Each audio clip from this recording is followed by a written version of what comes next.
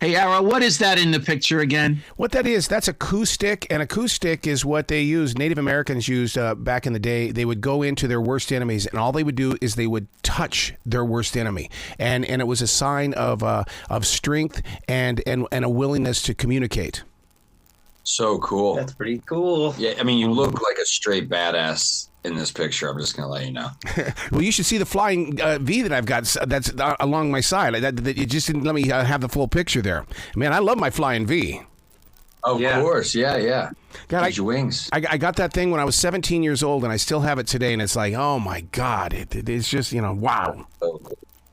Do you guys have musical instruments like that? I have a guitar that was a Gibson. No, it's an Epiphone SG that I just redid all the pickups, restrung, tuning pegged. Everything was redone on it, and it still doesn't play very well. I thought I was gonna be able to fix it up, but I've had that guitar since I was 13, I think. The red one? Yeah. Wow. And it looks cool. Congratulations on this new album called Nobody Owns Me. I love that title. It's empowerment, because I mean, it just says nobody owns me, but there's a story behind it. What's going on here? Well, I think it kind of all goes back to the breakup of Egypt Central, our first band. Mm-hmm. A lot of that had to do with just growing up in this genre and the complexities of the music industry taking a wear on the band. And I only say that because it was such a bad breakup that we didn't talk for 4 or 5 years. And then Devour the Day made a song called The Bottom in 2016. And when we were filming the video for that song, part of the song was about forgiveness, and we invited John Falls, the singer of Egypt Central, to come down to the video, and we were able to start the repair of the relationship. And then over the next 4 or 5 years, we really were able to become friends again, and we started to really focus on education and independence, especially when the pandemic hit. Mm-hmm. We really wanted to be able to separate ourselves from, I think, some of the chains that go along with being in the record industry and music industry. And we've had our experience, publishing deals, record deals. We've had them all. We've done that all. And we're looking for a new way of doing things that we felt comfortable with. And so fast forward to where we are now, our label, A Window In Records, we have our own distribution. We have our own funnels. We've got our own team, people from all over, from Disney to Hollywood Records, blah, blah, blah, all helping. And we built this incredible team. And we have been able to see that really the fan base, more than anything, has given us this ability to do our own thing. And so with Nobody Owns Me, we really wanted to shine a light in and focus in on what makes our label and our bands unique. And a lot of that has to do with our fan base and our ability to release music the way we want to and when we want to. And so Nobody Owns Me it's a really pointed subject matter about being able to put both these bands together, being able to release music the way we want to, being able to have that independence that I think also translates into people's lives. When you feel like you're in a relationship where someone's kind of always in control, it feels so good to get to that place to say nobody owns me and that you've had that independence. And so the song really is about freedom. It really is about that fight and that struggle to get to that freedom. You've built a community. You seriously have got, the way that you have surrounded yourself, it's like, this is our community, not mine. It's ours. And we're going to move forward with it so that we can continue getting into other people's lives. I couldn't say it better, honestly. And that community, they give us the power. It's not, something that we're doing. They gave us the confidence to even come back as a band. The way that the international Egypt Central crowds and Devour the Day crowds have reacted to our releases without any label assistance outside of outside of this or any of that kind of normal help. And all of that does come from the fan base. We feel very blessed to have them. Wow. One of the things that inspires me about what you guys are doing is that you're not afraid of technology, that you're willing to use the tools that are available to us today. I think that's what makes this whole process so exciting too. I mean, we've always just kind of been nerding out on what's new and what's possible and what's exciting. And I think there's always like a certain ethical and moral question when it comes to stuff that you have to navigate through. But we feel like we've always done a really good job doing that, and staying true to, the artist first.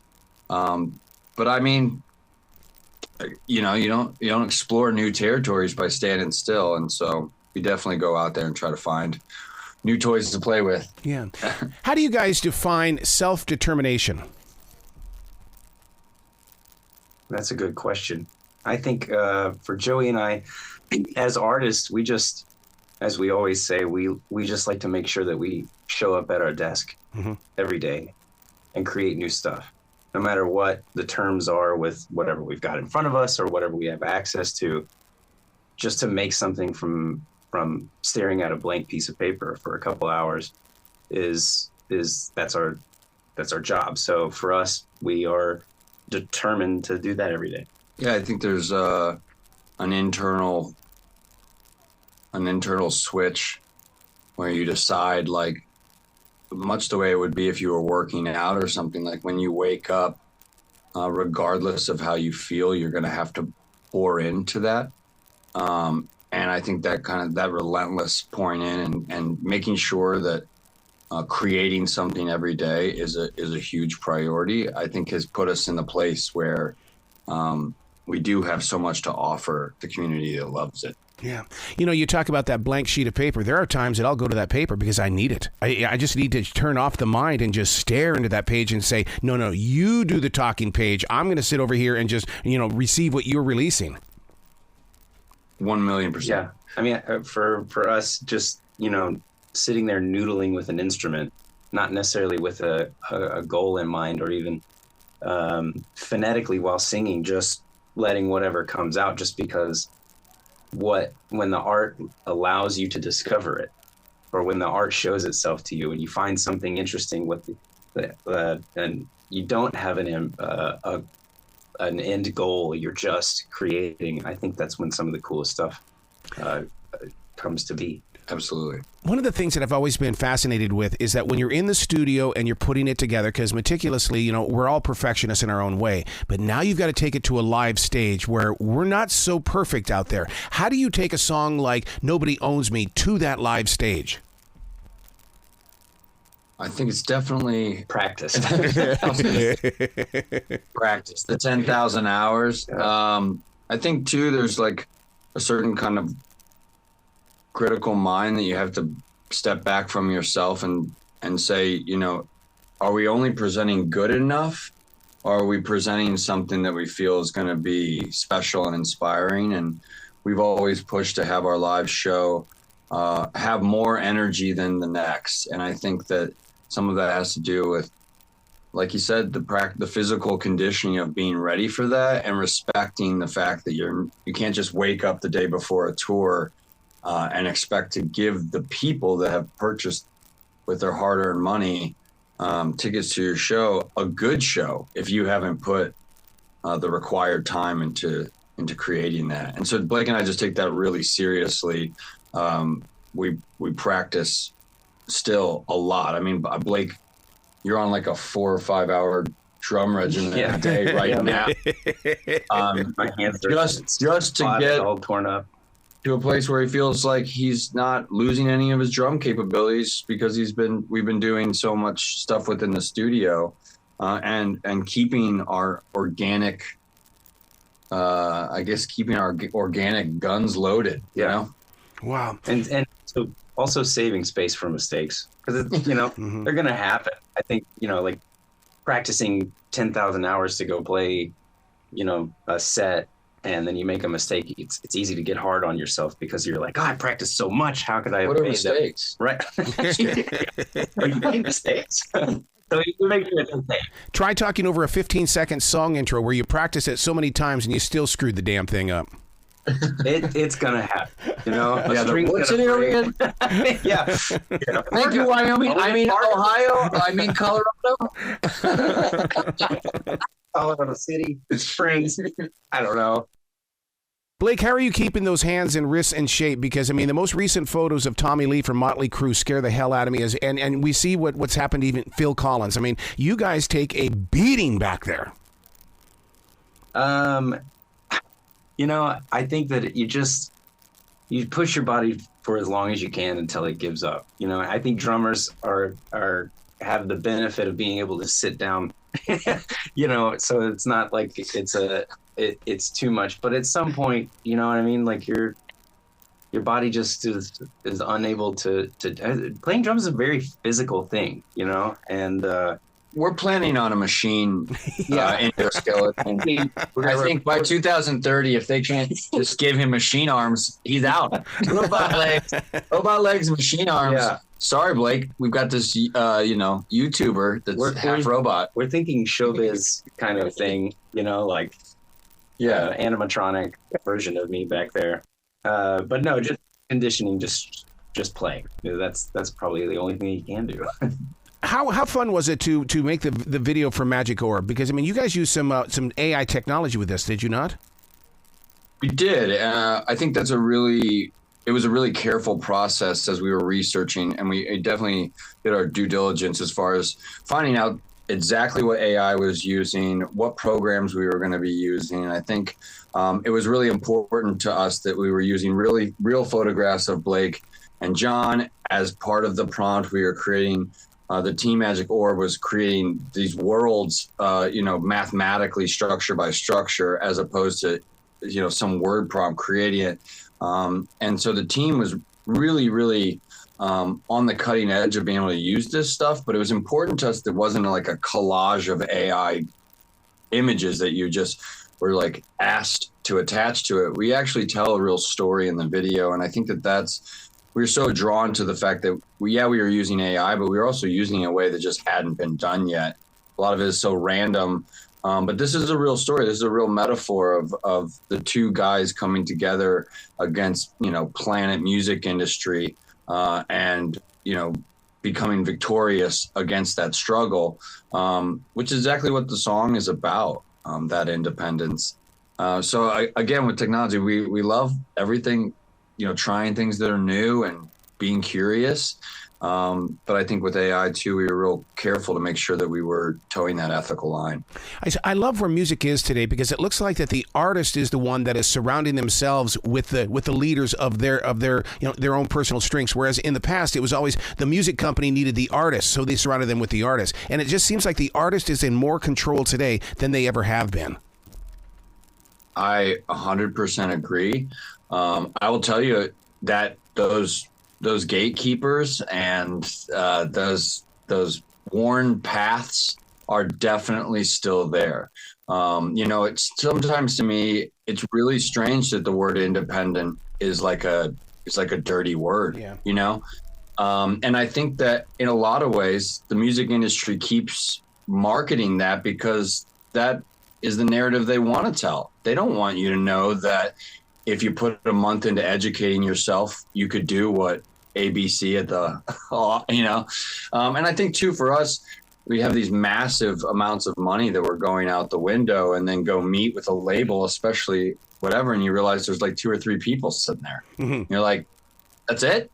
Well, what are we doing? Why aren't we in control? And so, that's why that was important. As Devour the Day, we spent most of that time working with labels. Mm-hmm. And then when we launched a window in records and started releasing Egypt Central music, we realized just how much one song is worth, and then 2 songs and 3 songs, and then like consistently releasing music, why that's such a priority for major labels. We understand that now, because there is something there when releasing music to the world, and then and then following it up with more and building a relationship with your community where they trust you to keep releasing music. It's there is a value there, and we now know exactly how much a song is worth. And so I think because of that, I think that we'll probably continue to release music just this way for a long time.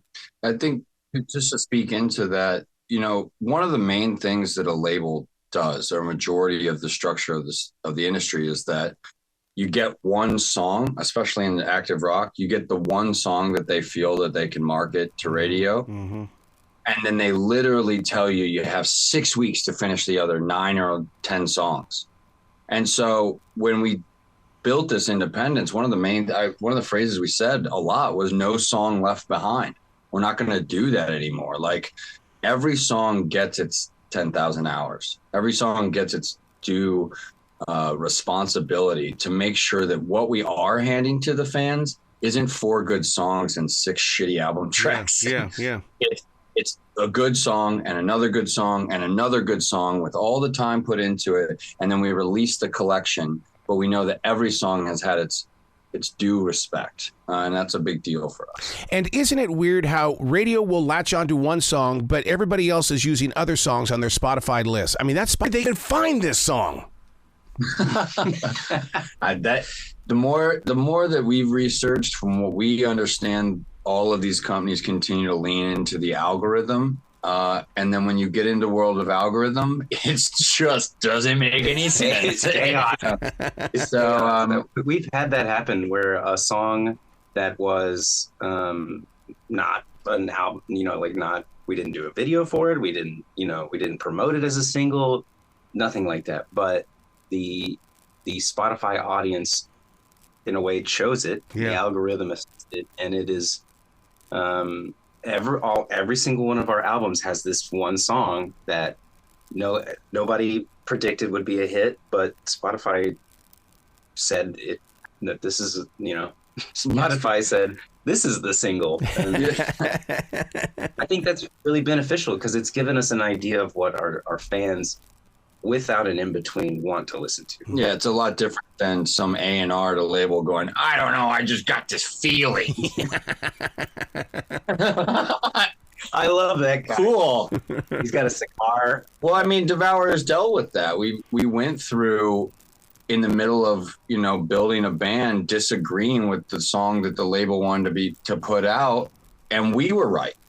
Yeah. But they didn't have to pay the price for that. In fact, that label just dissolved, was absorbed by Fearless, and everyone's kind of like, I guess you'll have to go fuck yourself, And that's what happened, And so that's a big part of it, is just like